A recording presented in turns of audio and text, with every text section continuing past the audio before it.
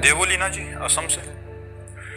श्री हरिवंश महाराज जी, पर जी भगवान तो हमारे मन को, भूत को, वर्तमान को और भविष्य सब कुछ जानते हैं, फिर भक्ति की परीक्षा भगवान क्यों लेते हैं? इसका कोई आध्यात्मिक भाव है? हाँ, परीक्षा का तात्पर्य होता है परिपक्व करना। पद का तात्पर्य परिपक्व करना होता है। जैसे आप 4 क्लास में पढ़ रहे हैं, तो मास्टर ने तो आपको पढ़ाया ही है, पर आपका बौद्धिक स्तर और प्रवीण हो।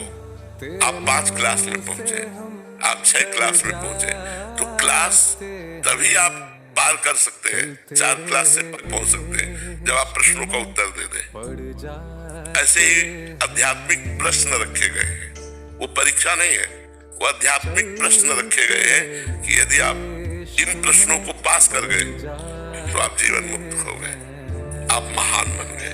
तो महानता की पुष्टता जगत को दिखाने के लिए वो प्रश्न किए जाते हैं।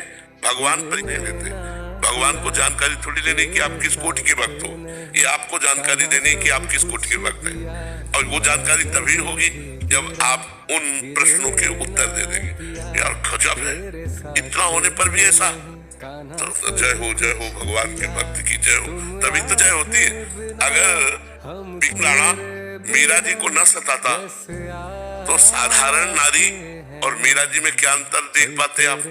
मीरा जी नाम सुनते ही हृदय भराता, अरे भाई मीरा जी तो भगवान की इतना कष्ट देने पर भी गिरधर के प्रेम में नाचते। अरे भाई मीरा जी, तो भगवान परीक्षा नहीं ले रहे, भगवान उन प्रश्नों को पास कर रहे हैं।